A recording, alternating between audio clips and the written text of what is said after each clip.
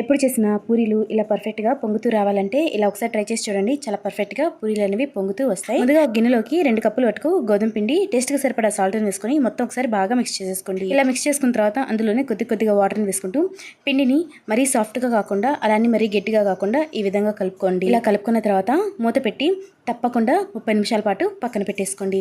ఒకవేళ 30 నిమిషాలు కాకపోతే 15 నిమిషాలైనా పక్కన పెట్టేసుకోండి. 15 నిమిషాల తర్వాత మూత తీసేసుకొని పిండిని ఒకసారి మళ్ళీ కలుపుకోండి. ఇలా కలుపుకున్న తర్వాత చిన్న ఉండలుగా చేసేసుకొని పొడి పిండి సహాయంతో పూరీలాగా ఒత్తేసుకోండి.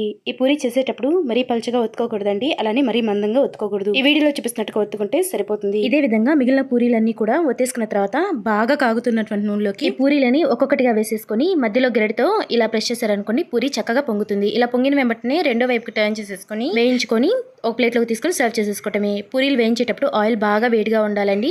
అలాగే వేస్తున్నప్పుడు మంట హై ఫ్లేమ్లోనే ఉంచుకోవాలి, అది గుర్తుంచుకోండి. అంతేనండి, హోటల్ స్టైల్ పూరీలు రెడీ.